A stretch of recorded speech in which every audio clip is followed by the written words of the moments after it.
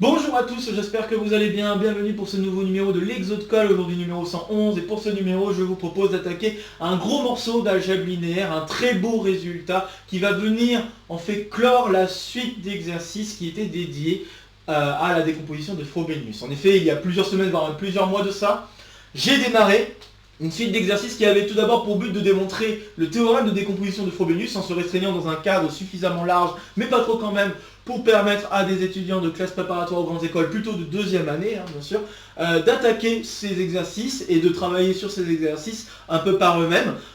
Et donc on a dû se restreindre à travailler sur le corps des réels ou des complexes. Bien sûr, je l'ai déjà dit, je me répète, je suis vieux, je radote. La décomposition de Frobenius est un résultat qui est valide sur n'importe quel corps. C'est là la force de la décomposition de Frobenius par rapport à la décomposition de Jordan, si cela vous parle. Bref, nous étions arrivés jusqu'à cette décomposition de Frobenius, puis ensuite, je vous ai proposé des exercices qui furent des applications, j'ose espérer, pertinentes de cette décomposition de Frobenius. Et donc aujourd'hui, nous allons attaquer cette dernière application je pense la plus connue et la plus importante de la décomposition de Frobenius. Ça va clore donc la suite d'exercices, définitivement, je ne sais pas, mais en tout cas pour l'instant, clore cette suite d'exercices avec donc ce joli résultat du bicommutant de n'importe quel endomorphisme sur un cas espace-vectoriel de dimension finie, à savoir que ce résultat va venir résoudre partiellement un problème de commutativité entre des endomorphismes. Avant de rentrer davantage dans l'exercice, je me dois de vous dire 2-3 choses, et désolé pour l'introduction longue que cela va amener à cet exercice. La première chose que j'aimerais signaler, c'est cette suite d'exercices notamment. J'ai conçu cette suite en ayant en tête l'idée de concevoir un sujet concours. Et donc, je vois vraiment cette suite d'exercices comme le fait d'attaquer différentes parties d'un même sujet concours qui a pour but, comme apothéose, si je puis dire, ce très joli résultat sur le bicommutant de n'importe quel endomorphisme. Et donc, cette suite d'exercices, vous pouvez la retrouver déjà en description de cette vidéo. Je ferai aussi en sorte que ce soit facilement retrouvable sur mon site web pour vous permettre également de vous préparer à des sujets écrits. Ça changera un petit peu des sujets oraux, notamment là, c'est un peu l'objectif normalement des exode-calls et des petits exode-calls. Mais là, j'avais vraiment en tête l'idée que cette suite d'exercices puisse aussi vous permettre de vous préparer à des écrits type central ou XENS. Ça sera la même chose pour la suite d'exercices qui est en cours également sur les développements en série de Fourier. J'ai vraiment en tête cette idée que cette suite d'exercices peuvent se voir comme l'établissement d'un sujet concours qui vous permettrait de vous préparer, vous, à des écrits d'un niveau assez élevé. Donc, je vous inviterai fortement à attaquer tous les exercices dans l'ordre avant d'arriver à cet exercice, cette apothéose. Ça vous permettra d'être vraiment dans le bain du sujet concours, si je puis dire, associé à cette suite d'exercices. Et donc, de peut-être mieux comprendre aussi les enjeux et d'avoir aussi plus facilement les réflexes qu'il faut avoir pour pouvoir attaquer cet exercice. Donc voilà, moi je pense que c'était un des trucs importants que je voulais dire. Un deuxième truc important que je voulais dire, c'est comment est née cette suite d'exercices, en tout cas l'idée de mettre en place cette suite d'exercices. Eh bien, c'est venu surtout de cet exercice. Cet exercice, ça fait plus d'un an, voire même 1 an et demi que je l'ai en tête. Ça fait très longtemps que j'avais envie de le proposer en exode-call, et donc je suis très heureux de pouvoir enfin le proposer. Mais le gros problème, c'était qu'il me fallait vraiment vous introduire la décomposition de Frobenius pour attaquer cet exercice. On ne pouvait pas faire autrement, en tout cas je ne connais pas de preuve qui fait autrement pour démontrer ce résultat. Et donc, il m'a fallu, et c'est ça, l'idée m'est venue plus tard, il m'a fallu mettre en place une suite d'exercices qui avait pour but donc de démontrer cette décomposition de Frobenius. Et une fois que j'avais pu établir cet outil et démontrer ce résultat, eh bien on pouvait attaquer cet exercice. Je vous ai donné quelques applications intermédiaires qui me semblaient aussi pertinentes, mais vraiment cet exercice c'est, on va dire, la motivation principale de l'établissement de cette suite d'exercices autour de la décomposition de Frobenius. Et donc je suis très heureux de le proposer, cet exercice.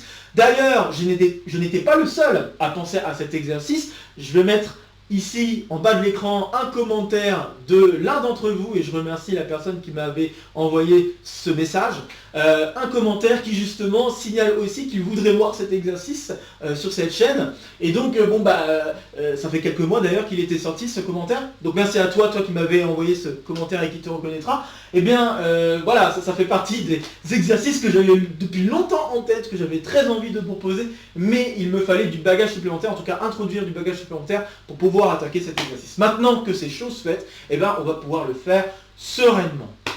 Bien, Je pense avoir terminé sur l'introduction avant de se lancer dans le sujet de l'exercice. J'espère en tout cas vous avoir convaincu que cette suite d'exercices vous permettrait de vous préparer aux écrits et que cet exercice pour moi est cher à mon cœur. Donc, je vais maintenant lire l'énoncé précis de l'exercice, soit E, un K espace vectoriel de dimension n, supérieur ou égal à 1, K sera donc les réels ou les complexes, soit U, un endomorphisme de E, et on va poser quelques notations. Qu'accrocher U, ça va être l'ensemble des endomorphismes qui sont polynomiaux en U.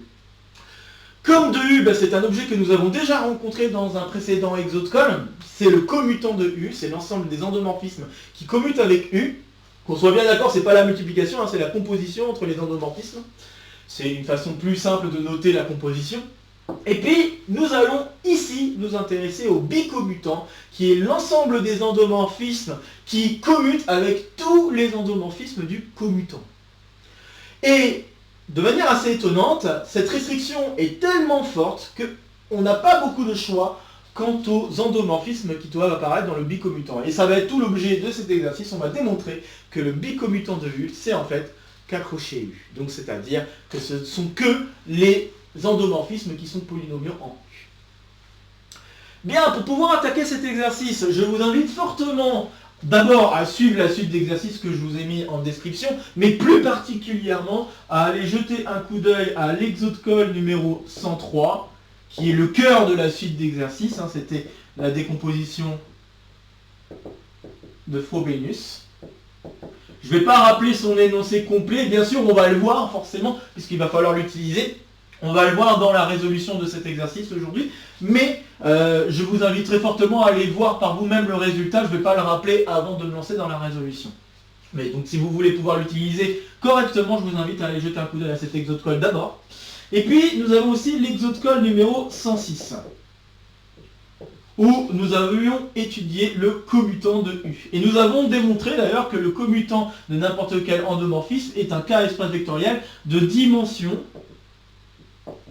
supérieure ou égale à n. Et nous avons vu également que si U est cyclique,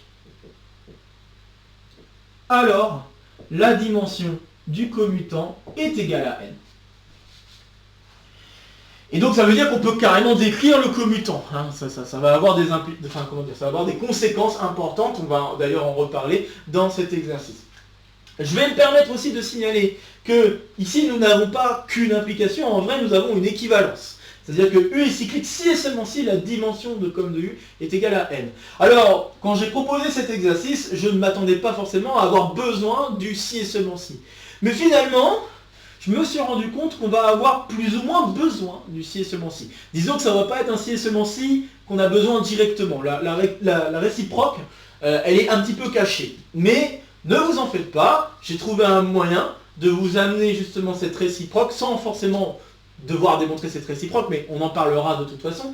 Je vous ai amené un moyen de démontrer la réciproque sans avoir besoin du bagage général sur ce qu'on appelle les K-U modules, la structure de module qui peut se cacher derrière cet exercice, puisque mon but c'est de me restreindre à un niveau classe préparatoire grandes écoles, on ne peut pas parler donc de modules, et donc on va éviter ce problème grâce à l'établissement d'un lemme en particulier. Mais enfin bref, là je suis en train de commencer à rentrer dans l'exercice, j'ai pas trop envie d'y aller trop loin pour l'instant, j'aimerais vraiment vous laisser le temps à la réflexion. J'aimerais juste donc resignaler à nouveau que cet exercice, à condition que vous ayez ces résultats en tête, est un exercice qui peut s'attaquer donc en deuxième année de classe préparatoire. Je ne vais pas rappeler ce que ça veut dire un endomorphisme cyclique, je pense que vous devriez l'avoir assez bien en tête si vous avez déjà vu les exercices précédents. Sinon je vous invite fortement encore une fois à aller voir la suite d'exercices qui se trouve en description avant d'attaquer cet exercice.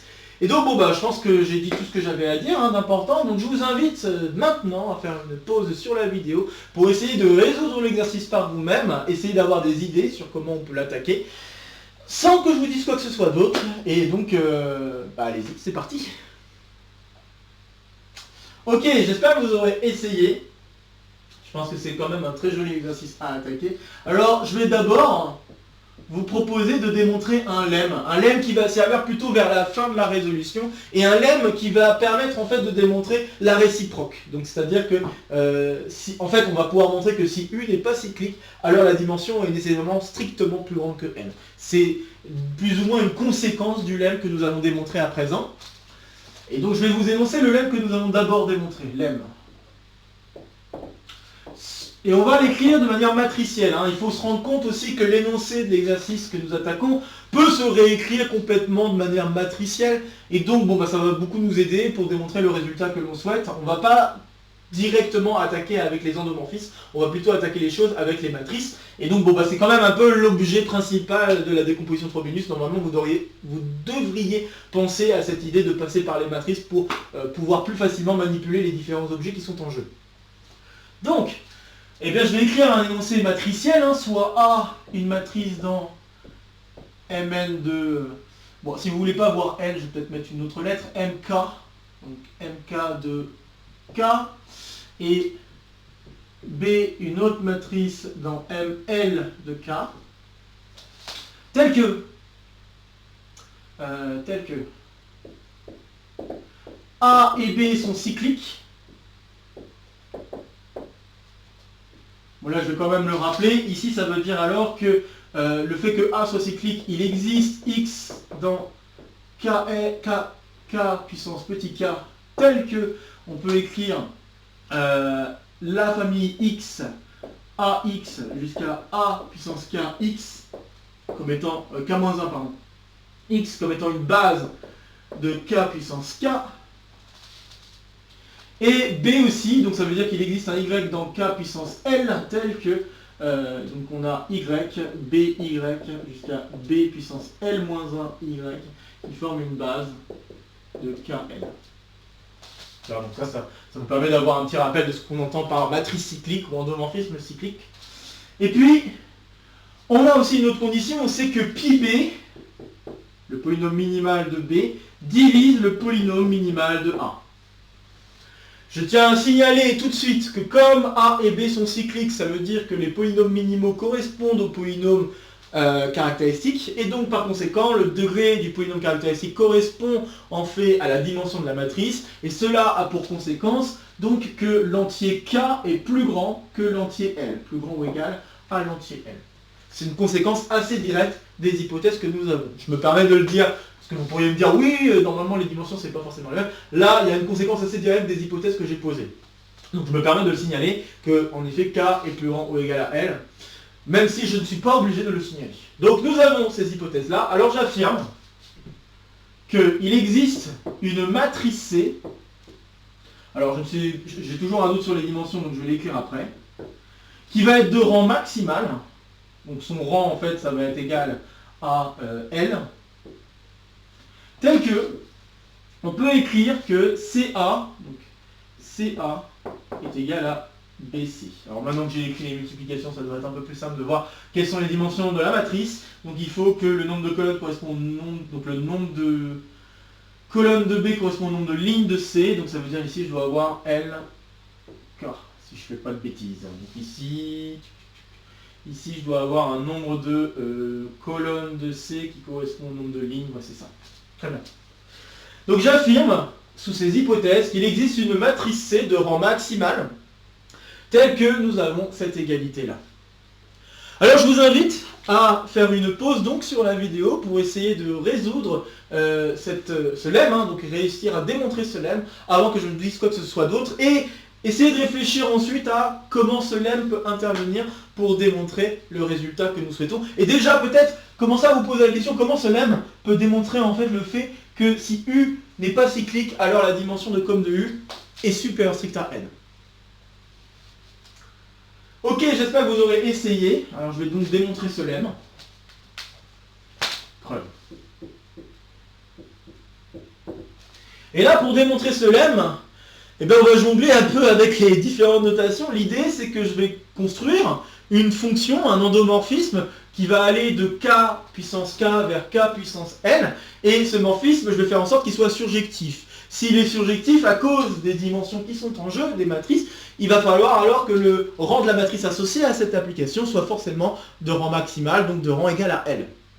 Et donc ça va nous mener petit à petit à l'idée que l'on souhaite, et il va falloir que l'application gamma se comporte bien vis-à-vis de A et de B. Alors, si on voit un petit peu plus clairement ce qu'on attend, surtout que je vous ai rappelé ce truc-là, c'était pas pour rien, c'était pour vous donner déjà une idée de ce à quoi pouvait ressembler un tel endomorphisme, ou en tout cas une telle matrice, si vous voulez en construire une, eh bien, l'endomorphisme que je vais considérer, donc soit gamma, une fonction qui va de k puissance k vers k puissance L, donc un endomorphisme, donc ici c'est pas un endomorphisme, une application linéaire, tel que je veux que gamma de a puissance i x soit envoyé vers b puissance i y pour tout i dans les valeurs donc, de la base de départ, c'est-à-dire 0 jusqu'à k-1. Je peux tout à fait construire ce genre d'endomorphisme, il n'y a pas de difficulté. Tout ce que j'ai fait, c'est que j'ai dit le premier de la base ici est envoyé vers le deuxième vers le deuxième, le troisième, etc. Jusqu'à le L-1 qui est envoyé vers L-1, et puis les autres, j'ai décidé de les envoyer vers les autres puissances de B, ce qui n'est pas un problème du tout, puisque de toute façon, pour définir un endomorphisme, une application linéaire, à chaque fois je pense endomorphisme, mais c'est pas un endomorphisme, c'est une application linéaire ici. Donc pour construire une application linéaire, il suffit de donner les images de la base. Et c'est complètement suffisant pour avoir en fait la description complète de l'application linéaire qu'on est en train d'étudier. Et donc là, je vous propose de regarder l'application linéaire telle que les images des éléments de la base sont décrites de cette manière-là. Alors j'affirme, on va montrer que pour n'importe quelle puissance, en fait, donc pour n'importe quel i dans les entiers naturels, on va avoir que gamma de a puissance i x est égal à b puissance i y. Vous pouvez faire une petite pause pour essayer de le faire par vous-même, et vous allez voir que ça va avoir une très belle conséquence qui va nous amener petit à petit à ceci. Ok, alors pour démontrer cela, ce qu'on va faire, c'est qu'on va utiliser le polynôme minimal. En fait, en effet, donc bien sûr, si i est là-dedans, c'est terminé, je vais donc supposer directement que i est plus grand que k. Donc si i est plus grand que k, eh bien je peux faire une division par le polynôme minimal, ici polynôme minimal, qui est nécessairement de degré k. D'accord? Donc on va noter que pi a, son degré, est égal à k. Et donc je peux écrire par division euclidienne de x puissance i par pi a, on peut écrire alors que x puissance i est égal à pi a fois q plus r, avec le degré de r inférieur strict à k. Ainsi, eh bien, a puissance i peut s'écrire r de a. Puisque pi a de a, ça fait 0, c'est le polynôme minimal de a, donc ça va donner 0. Je pense que ça devrait être assez clair. Et donc, si j'efface un petit peu pour continuer mon raisonnement, si je m'amuse à calculer gamma de a puissance i, je vais avoir la chose suivante. D'où gamma de a puissance i fois x, mais ça c'est égal à gamma de r de a fois x, et ça c'est une combinaison linéaire de puissance de a, d'accord, de puissance de a qui sont plus petites que k strictement. Donc ce truc là, bon, si vous voulez vous pouvez faire l'intermédiaire où vous écrivez à quoi ressemble ce r de a, mais si vous avez bien compris la linéarité de gamma, et en plus de ça, le fait que la propriété est vraie pour n'importe quelle puissance plus petite que k, donc linéarité plus le fait que gamma de a puissance ix est égal à b puissance i si i est strictement plus petit que k, et on va noter que le degré de r est strictement plus petit que k, ce qui permet donc de dire que les seules puissances de a qui apparaissent, ce sont des puissances plus petites que k. À cause de ces conditions, eh bien vous pouvez échanger et noter r de b fois y. C'est-à-dire vous pouvez échanger le a puissance i de x fois x, faire échanger a puissance i avec gamma pour faire sortir un b puissance i, et donc après vous avez gagné, vous allez vous retrouver avec ça. C'est vrai que peut-être i c'est pas un bon choix, je vais peut-être changer juste de lettre pour qu'on soit ok, donc p, p, p, comme ça on est bon, voilà. Donc il faut juste écrire en combinaison linéaire en a puissance p, x, et après vous utilisez la linéarité, puis ensuite le fait que cette propriété soit vraie, sachant que le degré de r est inférieur strict à k nécessairement. Maintenant, le truc remarquable qu'il faut constater, c'est qu'il ne faut pas oublier que pi b divise pi a. À cause de ça, la division que nous avons écrite là-bas, eh bien on peut la réécrire de la manière suivante. Donc si on décide que pi a s'écrit un certain polynôme, alors là il faut lui donner un nom, donc je vais l'appeler p, on va dire p fois pi b, d'accord? Alors, donc, on peut écrire alors que x puissance i, c'est la même chose que p fois pi b fois q plus r. Et donc si je calcule en b puissance i, ça n'a pas trop le choix, hein. Pi b de b ça fait 0, donc toute cette partie-là est nulle, et ça va me donner r de b. Je tiens à signaler que ce que je viens d'écrire là n'est pas une division euclidienne par pi b. Hein. Il se peut que le degré de r soit trop grand par rapport à L. Hein. Si le degré de r par exemple vaut k-1, bon c'est foutu, le degré de pi b c'est normalement L qui est inférieur ou égal à k, et si L est inférieur strict à k, on n'a plus de division euclidienne. Mais c'est pas la question, ici la question c'est juste de constater que si je calcule en b, eh bien je me retrouve exactement avec cette égalité b puissance i est égal à r b. Bon voilà, eh bien en ayant fait ça, c'est terminé, je viens donc de démontrer qu'en fait on vient d'obtenir b puissance i y, et ce pour n'importe quelle puissance i qui soit un entier même plus grand que k. Voilà. Et maintenant qu'on a ça, alors conséquence directe,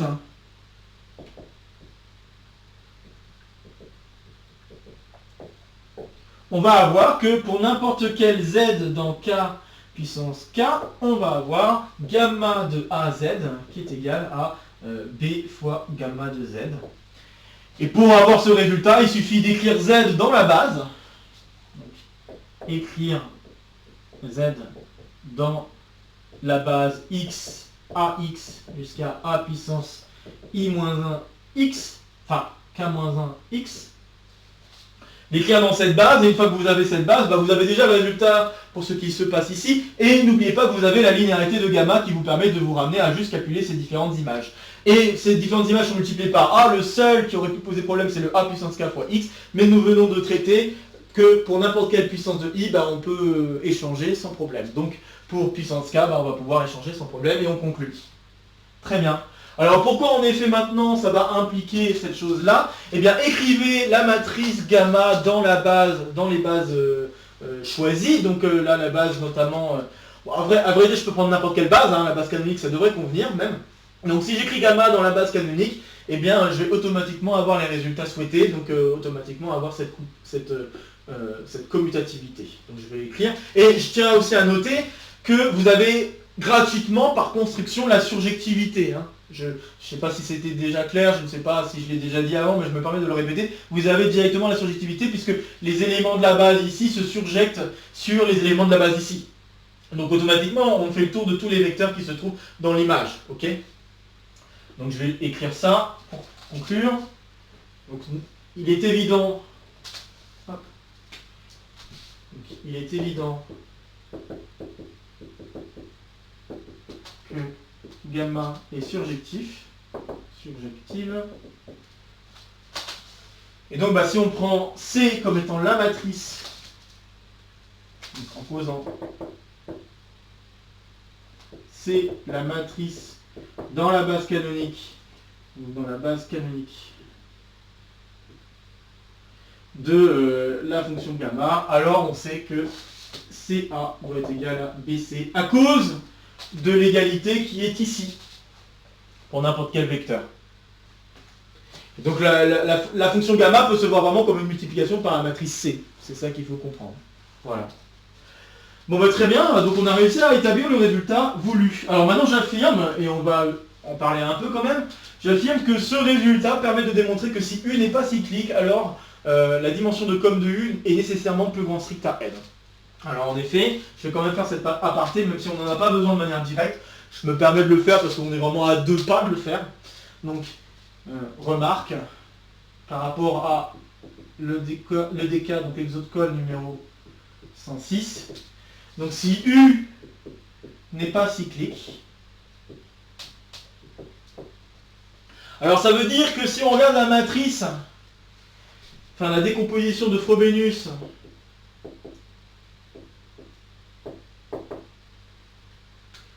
donc si on regarde la décomposition de Frobenius de U, en matrice, ça veut dire qu'on va pouvoir écrire C1, C2, etc. jusqu'à CP, ok, où chacun des CI est une matrice compagnon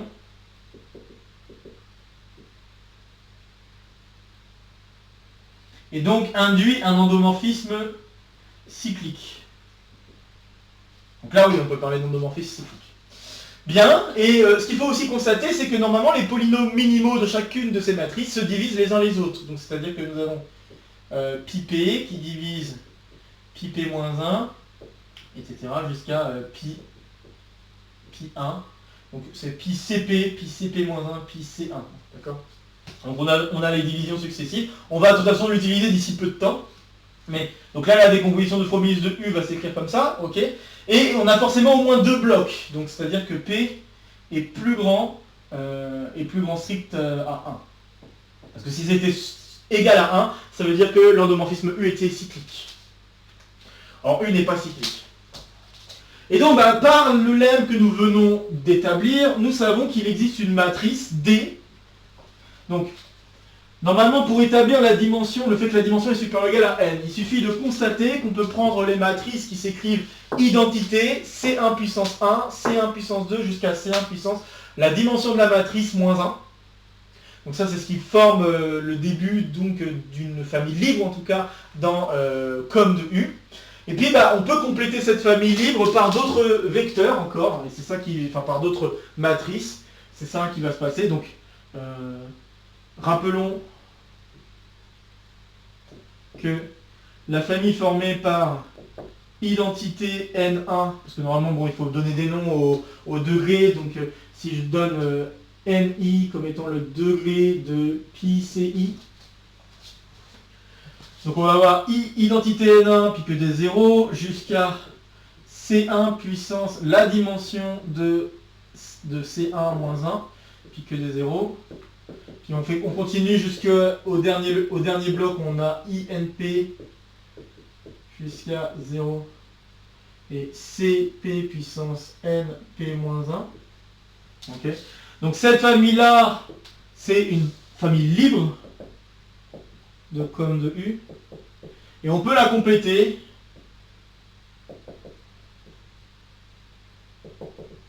avec une matrice D. Donc une matrice D qui va être, si je fais attention, dans Mn2N1 de K, tel que, eh bien je veux que D, donc que je ne fasse pas de bêtises sur ce que je vais écrire, D fois C1 soit égal à C2 fois D. Et avec cette condition-là, alors on peut ajouter la matrice suivante, donc on met des 0 ici, puis on met un D ici. Puis après que des 0 ailleurs. Voilà, des 0 ailleurs, et 0 en bas. Voilà. Donc si je prends cette matrice-là, elle est aussi dans le commutant par construction. Donc elle est aussi dans le commutant de la matrice, donc de U. Je vais écrire U comme ça. C'est sous-entendu dans le comatrice de la matrice. Donc le comatrice, pardon, le commutant de la matrice qui est en jeu. Et donc cet élément-là, c'est libre par rapport aux autres. Je pense que c'est assez clair parce que c'est un endroit où il y avait des zéros à la base pour tous les autres éléments de la famille libre. Et celui-ci, c'est un nouveau coco qui est clairement libre par rapport aux autres. Donc, on conclut que la dimension de COM de U est nécessairement plus grand strict à n. Voilà. Je me permets de faire cet aparté, je pense que c'est quand même sympa de voir qu'on était à quelques pas, grâce à ce lemme, de démontrer qu'on a bien l'équivalence, donc U est cyclique si et seulement si, COM de U est de dimension n. Bon voilà, je voulais vous proposer cet aparté parce que ça va être utile, donc vraiment gardez en main ce lemme qui va nous permettre grandement de conclure. Donc en fait, ça va nous servir surtout à la dernière étape. J'efface, et je vais maintenant donner un plan d'attaque pour résoudre l'exercice, et je vous invite à faire à nouveau une pause pour essayer d'attaquer l'exercice par vous-même avant que je me lance à suivre ce plan d'attaque. Alors, le plan de la résolution va être, donc de l'exercice lui-même maintenant, on attaque vraiment l'exercice, va être le suivant. Première étape, on attaque le cas où U est cyclique. D'accord ? Et j'affirme que pour le cas où U est cyclique, ça va aller assez vite. Deuxième cas, on utilise la décomposition de Frobenius. Donc à partir de maintenant, U n'est plus cyclique.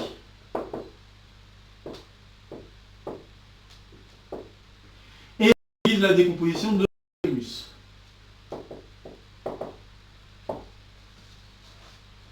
Troisième étape, donc toujours U non cyclique, on a la décomposition de Frobenius, et j'affirme qu'on peut montrer que si une matrice M est dans le bicommutant, donc alors décomposition de Frobenius plus matrice. Donc on écrit la matrice bien sûr dans la bonne base pour avoir la décomposition de Frobenius. Maintenant, si je prends une matrice dans bicom de U, j'affirme qu'on peut montrer que ça va être une diagonale par bloc, donc ça veut dire que M peut s'écrire M1 MP, ok, avec MI dans MNI de K, et NI c'est le degré, encore une fois, du polynôme minimal associé à la matrice compagnon CI, si je reprends la notation des matrices que j'ai données ici. Voilà, ça c'est la prochaine étape. L'étape suivante, c'est de montrer toujours si U est non cyclique, montrer que si M est dans bicom de U, alors forcément M peut s'écrire un certain polynôme Q1 de C1, etc. jusqu'à QP de CP, ou, je vais peut-être l'écrire, ouais voilà, donc ou, je vais ici l'écrire, les QI sont des polynômes dans K crochet X, hein. On a CI qui est la matrice compagnon de la décomp de Frobenius. Et attention, tous les Q sont distincts, hein, tous les QI sont distincts. Et cinquième étape, en utilisant le lemme, et c'est maintenant qu'on utilise le lemme, c'est vraiment à la fin, conclure que M peut s'écrire un gros polynôme de U. Ce qui permettra donc de conclure. Puisque maintenant on aura terminé et on aura réussi à montrer qu'un élément de bicom de U est nécessairement polynomial en U. Bien alors voilà, vous avez maintenant le plan d'attaque pour l'exercice. Je vous invite alors à faire à nouveau une pause sur la vidéo pour suivre ce plan d'attaque par vous-même, essayez de résoudre étape par étape l'exercice avant que je nous dise quoi que ce soit d'autre. Ok, alors on est parti, on va suivre le plan d'attaque et commencer par traiter le cas où U est cyclique. Pour traiter le cas où U est cyclique, on n'aura même pas besoin de passer par les matrices. En fait, on a des inclusions qui sont assez évidentes à établir entre les différents ensembles. En effet, on peut montrer, enfin on a, je vais directement dire ça, on a K crochet U qui est dans le bicommutant de U. Ok? Alors, pourquoi ça? Parce que si je prends une puissance de U, les éléments de com de U commutent avec U, donc les éléments de com de U commutent avec n'importe quel élément, n'importe quelle puissance de U. Ok? Et donc, là, si je prends des puissances de U là-dedans, une puissance de U va commuter avec n'importe quel élément du commutant. Donc voilà, ça va marcher tout seul. Donc cette inclusion est assez évidente à partir des définitions qui sont posées. Maintenant, une autre inclusion qui est assez évidente, c'est com de U. On peut constater que bicom de U est dans com de U. En effet, si je prends maintenant un W qui est là-dedans, en particulier, ce W doit commuter avec U. Puisque, U est dans le commutant de manière évidente. Donc, on conclut alors qu'en effet, W est dans le com de U. Donc, ces deux inclusions-là sont évidentes. Je vous invite fortement à les rédiger par vous-même. Il n'y a pas de difficulté notable là-dedans. Donc, maintenant qu'on a cette inclusion, un truc qu'il faut constater, c'est que K crochet U, il est de dimension égale à N. Puisque U est cyclique. Hein, donc je rappelle que U est cyclique, ça veut dire que le polynôme minimal, son degré est égal à n. Parce que si ce n'était pas égal à n, vous pouvez utiliser la famille suivante, qui se doit d'être libre. Donc, il existe un vecteur dans E tel que ceci. Hein, c'est la définition d'être cyclique. Et donc en utilisant ça, vous écrivez votre polynôme de degré inférieur à n, et du coup ça veut dire qu'il va s'écrire en fonction de ces u, ces différentes puissances de u qui sont écrites ici. Vous calculez en x, et le problème c'est que vous allez vous retrouver avec une famille libre calculée en x qui doit valoir 0, une combinaison d'éléments de famille libre qui donne 0, donc ça veut dire que tous les coefficients doivent être nuls. Donc on a un problème, le polynôme minimal ne pouvant pas être nul, ça donne une contradiction. Ça veut dire alors qu'en effet, le degré du polynôme minimal doit être supérieur ou égal à n, mais il n'a pas le droit d'être plus grand que n, puisqu'on sait que le polynôme caractéristique est de degré n, et on sait que ce polynôme caractéristique annule la matrice, c'est annulateur de la matrice. Donc, c'est foutu, on a forcément le polynôme minimal qui doit être égal à n, et grâce à ce polynôme minimal, on a donc la dimension de k coché u, assez directement. Donc ça, voilà. Et puis un autre truc qu'il faut constater, c'est via l'exode numéro 106, que j'ai mentionné, déjà il y a quelques instants, la dimension de com de u, elle est égale à n aussi. Okay, puisque, comme j'ai rappelé dans la preuve, on utilise des différentes puissances sur chacun des blocs. Normalement, on utilise les différentes puissances de la matrice compagnon. Et là, on prend juste toutes les puissances de la matrice compagnon et on conclut. Il n'y a pas de difficulté. Bien, alors maintenant qu'on en est là, je pense que vous pouvez constater un truc qui est normalement déjà constatable dans l'exercice 106, c'est que les deux espaces qui sont ici sont les mêmes, puisque on a une inclusion et la dimension c'est les mêmes, ce sont des espaces vectoriels, donc évidemment k coché u est égal à com de u. Mais on a un coco qui est au milieu, qui est un k espace vectoriel aussi. Là je ne fais pas la vérification, mais c'est pas très dur de s'en convaincre, ça c'est un k espace vectoriel. Et donc ce k espace vectoriel est alors pris en sandwich par deux espaces vectoriels qui sont finalement les mêmes. Donc ça veut dire alors que on n'a pas le choix. K coché u, ça doit être bicom de u. Et voilà, on vient donc de traiter le cas où u est cyclique, on a l'égalité de manière assez gratuite en pensant à ces inclusions évidentes.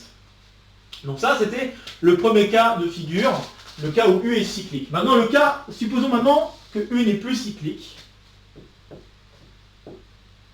Et c'est maintenant que nous allons utiliser la décomposition de Frobenius. Donc la deuxième étape, vous demandez d'appliquer la décomposition de Frobenius et de traduire ça matriciellement. Donc je rappelle l'énoncé de la décomposition de Frobenius, exode col numéro 103. Il existe une famille de vecteurs x1, xp de E, telle que vous devez avoir que E s'écrit comme somme directe de espace cyclique, donc SU de x1 jusqu'à SU de xp. Je rappelle que SU de x désigne l'ensemble des polynômes en U calculés en x, avec P polynôme, donc x, voilà. Donc ce sont ce qu'on appelle des espaces cycliques. Et on sait également que les polynômes conducteurs, donc les pi u xp, se divisent les uns les autres dans cet ordre précis.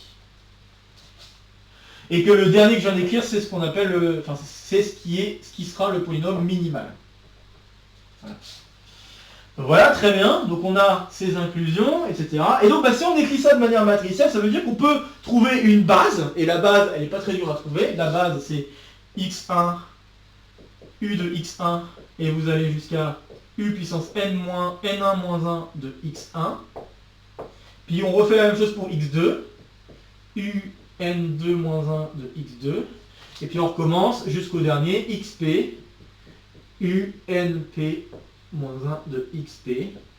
Je rappelle que les ni, ce sont encore les degrés des polynômes minimaux, ici donc des polynômes conducteurs plutôt, mais ce sont des polynômes minimaux pour l'induit de u sur chacun des espaces cycliques, bien sûr. Je voulais xi, voilà. Donc si je prends cette famille-là, on peut constater que ça va être une famille libre qui va finalement même former une base.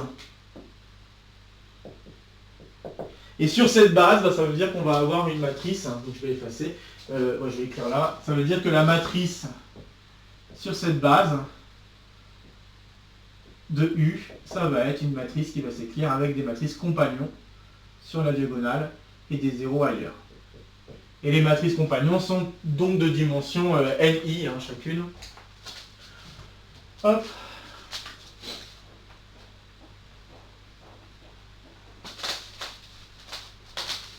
Tac.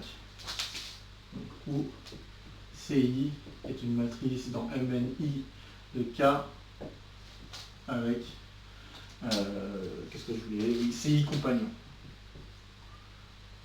Et à cause de ça, bah, ça veut dire que CI est cyclique. Voilà. Donc ça c'est bon, on a donc traduit un peu matriciellement ce qui se passe, et donc bah, déterminer bicom de petit u revient à déterminer bicom de ce que je vais appeler grand U, cette matrice-là. D'accord?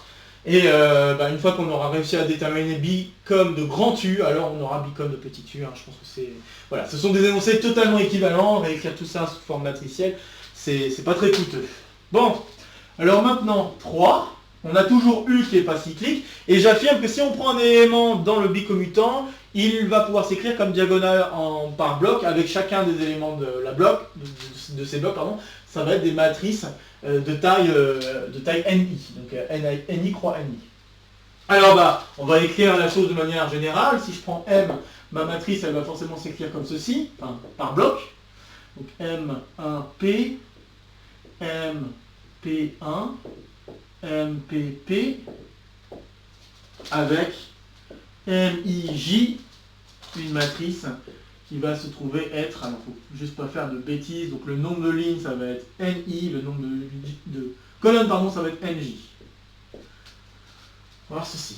Et donc bon, bah, il faut penser, pour pouvoir déduire ce qu'on souhaite, il faut penser à des matrices qui sont évidentes pour être dans le bicommutant, ou en tout cas dans le commutant surtout, de la matrice qu'on souhaite. Parce que là, pour l'instant, la matrice M est supposée dans le bicommutant. Et en fait, bah, pour pouvoir manipuler le bicommutant, il faut trouver des éléments dans le commutant. Et savoir que bon, bah, un élément du bicommutant doit commuter avec un élément du commutant.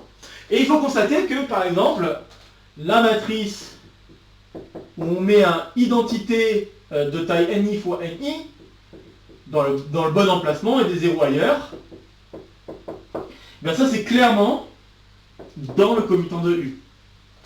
Alors, je l'ai rementionné ici, mais on en a parlé d'ailleurs dans l'exode numéro 106, donc c'est assez évident de constater que ce truc-là est satisfait. Et donc bah, si on fait la multiplication, donc si on s'amuse à faire M fois cette matrice,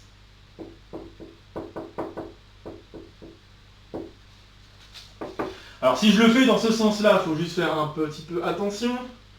Je réfléchis. Donc à chaque ligne, ça va être l'élément NI qui va survivre.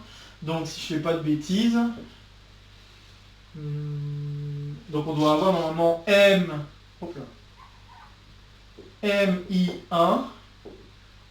MII, qu'est-ce que je fais comme bêtise là?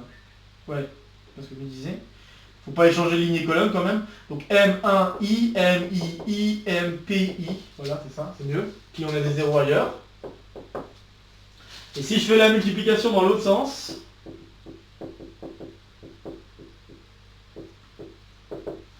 alors je vais cette fois-ci obtenir la ligne, normalement si je fais pas de bêtises. Ouais, c'est ça. Donc je vais avoir la ligne, donc ça va faire MI1. MII quelque part, et MIP. Voilà, c'est ça. Puis après, on n'a que des zéros R. Et comme M est dans le bicommutant, ça veut dire que les deux matrices que je viens d'écrire doivent être les mêmes. Ce qui veut dire alors que MIJ est égal à 0 si I est différent de J. Par conséquent, on a alors bien une matrice M.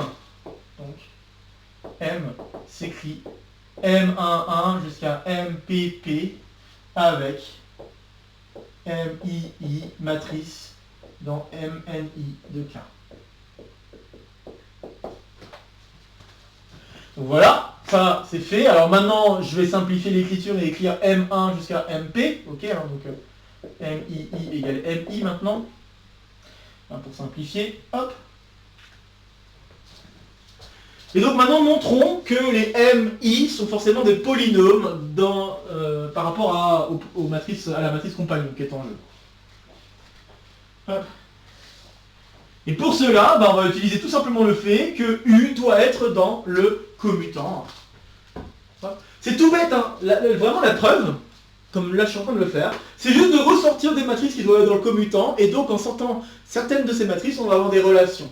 Là, c'est une première famille de matrices qui nous permet de conclure qu'on a des diagonales par bloc. La deuxième matrice qu'on va utiliser, c'est la matrice M directement, qui elle va nous permettre de conclure qu'on va avoir des trucs polynomiaux en chacun des CI dans la diagonale. Et puis la dernière étape, qui est un peu plus technique, c'est trouver une bonne matrice de façon à ce qu'on puisse être capable de dire que les polynômes qui sont en jeu, on peut les choisir comme étant tout égales. Et pour cela, ça va être un peu technique, mais on va utiliser le lemme. Donc là, je vous ai un petit peu spoilé la suite, là. Mais en effet, donc là, pour la quatrième étape, il faut penser que U est dans le commutant. Ce qui veut dire que si je m'amuse maintenant à faire M fois U, qu'est-ce que je vais obtenir? Eh bien, en faisant encore une fois un calcul avec les matrices par bloc, je vais obtenir, si on ne fait pas de bêtises, M1 fois C1, puis que des zéros ailleurs. Je ne vais pas les écrire. On a M2, C2, etc. dans la diagonale MP, CP, des zéros ailleurs. Et si on s'amuse à faire U fois M, on va avoir cette fois-ci C1, M1, C2, M2, etc. jusqu'à CP, MP. Et donc ça veut dire alors que MI doit être dans le commutant de CI. Or, le commutant de CI étant cyclique, ça va revenir donc au cas 1. On sait que comme de CI, c'est en fait K crochet CI. Et donc ça implique que M est forcément un polynôme. Donc, il existe un polynôme QI, donc K crochet X, tel que on peut écrire MI comme étant QI de CI. Et voilà, on vient alors de démontrer que M n'a pas d'autre choix que de devoir s'écrire dans la diagonale des polynômes en CI. Et là, on va donc arriver à la dernière étape.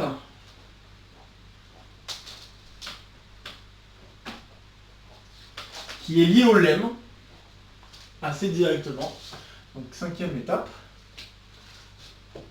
Là, maintenant, on sait que M s'écrit Q1, C1, Q2, C2, etc. jusqu'à QP, CP.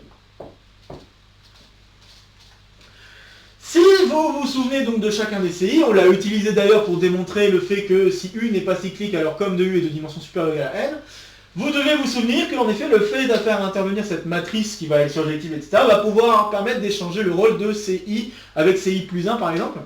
Et donc, c'est ce que je vais utiliser. Là, il faut juste vérifier que les hypothèses sont satisfaites, et c'est pas très difficile de voir qu'elles sont satisfaites. Donc, on sait que, par exemple, CI et CI plus 1 sont cycliques. D'accord? Donc, lui est dans MNI de K, lui est dans MNI plus 1 de K. Bien sûr, I ici est un entier compris entre 1 et P-1 pour que je puisse faire les choses. Ok. Donc on a ces deux matrices-là qui sont cycliques. Et par la décomposition de Frobenius, on sait aussi que le polynôme minimal de CI plus 1 divise le polynôme minimal de CI. Donc on est exactement dans les bonnes conditions pour appliquer le lemme. Donc d'après le lemme, démontré au tout début, on a alors l'existence d'une matrice DI I plus 1. Encore une fois, je vais avoir un doute sur la dimension de la matrice, donc je ne vais pas l'écrire tout de suite. Tel que, et moi ce que je veux, c'est donc DI I plus 1 de CI soit égal à CI plus 1 de DI I plus 1. Et donc ça veut dire que la dimension de la matrice, encore une fois que je ne me plante pas, c'est donc que le nombre de lignes c'est NI plus 1. Et le nombre de colonnes c'est NI. Et je rappelle que le rang est maximal, donc c'est-à-dire ici, doit être égal à NI plus 1. Puisque je rappelle que NI est nécessairement plus grand que NI plus 1 à cause déjà de ces deux conditions. Bien, à cause de ça, on a une nouvelle matrice qui apparaît dans le commutant. Les matrices qui s'écrivent comme ceci. 0, DI, I plus 1, 0, tac. Donc ces matrices-là sont aussi dans le commutant. Donc, dans le commutant de U. Et maintenant, si j'utilise ces matrices-là, et que je fais les multiplications souhaitées, on va arriver à une assez rigolote égalité, qui va nous permettre de conclure. Donc si on écrit que... Alors si on fait le calcul de M fois cette matrice, 0, tac, voilà. Donc si je fais ce calcul-là, on va trouver... Alors il faut juste pas faire de bêtises. Donc on devrait trouver quasiment des zéros partout. Sauf ici, on va avoir une multiplication entre les deux matrices dans le bon sens. Donc c'est-à-dire qu'on va avoir QI, donc je ne fasse pas de bêtises. Hein. Si je veux que le calcul ait un sens, il faut arriver à I plus 1, donc I plus 1. Donc si je fais pas de bêtises, ouais c'est ça. Ça va être QI plus 1 de CI plus 1. Moi je vais peut-être, parce que là j'ai pas de place, je vais me permettre de dire on a une matrice ici, donc on va l'appeler pour l'instant, il faut lui donner un nom, donc BI I plus 1. Ou BI I plus 1, c'est donc QI plus 1 de CI plus 1 fois la matrice DII plus 1. Et si on fait la multiplication dans l'autre sens, on va trouver la même chose. Sauf que là, on va avoir une autre matrice, je ne vais pas l'appeler C, c'est pas une bonne idée. Je vais l'appeler A, I plus 1. Et cette matrice A, c'est en fait DI I plus 1 fois QI de CI. Ok? Donc si on fait la multiplication dans l'autre sens, on a ce résultat-là. Et comme on veut que les deux matrices soient égales, ça veut dire que ces deux machins doivent être égaux. Maintenant, si j'utilise ceci, je me rends compte que je peux changer cette égalité en l'égalité suivante. Je peux écrire qu'on a, en fait, finalement, QI de CI plus 1 fois DI I plus 1. Et là, il y a un truc assez surprenant qui est important à utiliser. Je vous rappelle que DI I plus 1 est de rang NI plus 1, c'est-à-dire que c'est une matrice qui correspond à un endomorphisme surjectif qui va donc de KNI vers KNI plus 1. Étant donné que c'est un endomorphisme surjectif, eh bien, si vous avez une multiplication matricielle comme ceci, où la matrice ici est de taille NI plus 1, donc plus petite, ok, si vous avez une multiplication comme celle-ci, qui est égale à cette multiplication-là, alors les deux matrices qui sont en jeu sont égales.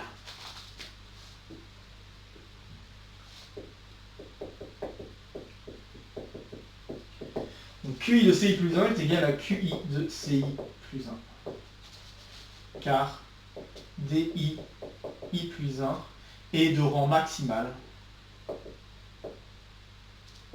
donc égal à NI plus 1. Alors pour vous en convaincre, l'idée c'est que à travers cette multiplication, on peut très bien ressortir des lignes de chacune de ces matrices pour avoir une matrice qui va être bijective, donc finalement qui va être bijective sur un sous-espace de KNI, donc qui va être de dimension NI plus 1, vers KNI plus 1. À cause de cette bijectivité, vous pouvez très bien multiplier par l'inverse de la matrice. Hein.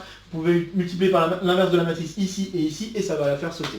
Voilà, ça peut être une façon. Une autre façon, c'est de se dire, bah oui, ces deux matrices sont surjectives. Donc comme elles sont surjectives, on peut alors trouver une base dans laquelle, une base donnée par les éléments images, donc des éléments de la base de départ. Donc il faut constater d'abord ça.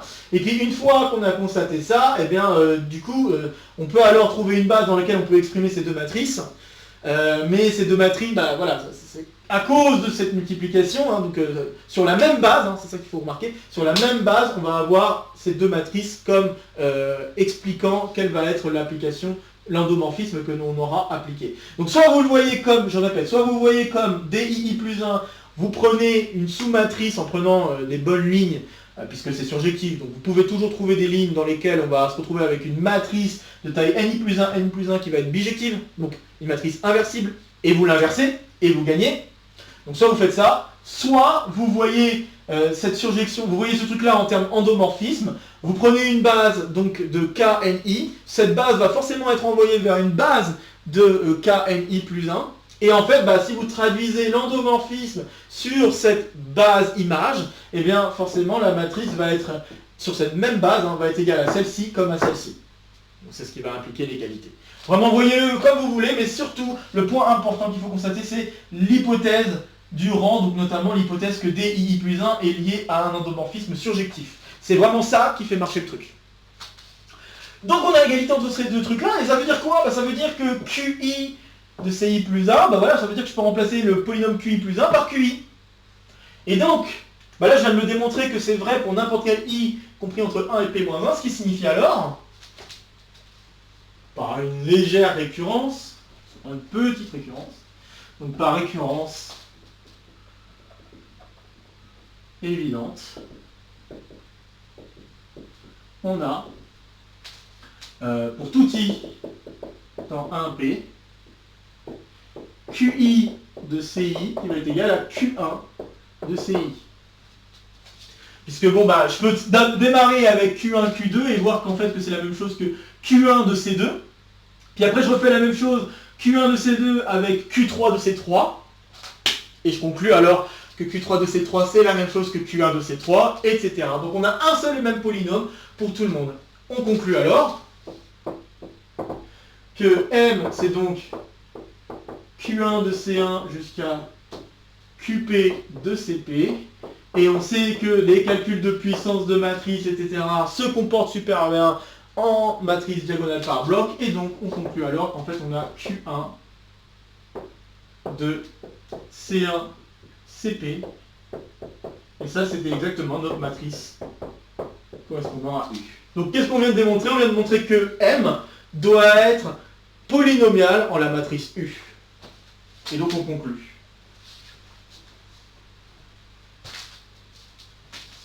Donc, M est dans K crochet U, retraduit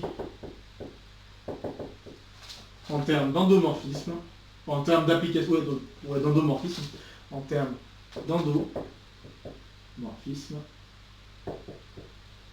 Ça veut dire que W est dans Bicom de U, implique que W est dans K crochet U. Et donc on avait déjà l'inclusion K crochet U dans Bicom de U, on vient de montrer l'inclusion dans l'autre sens. On conclut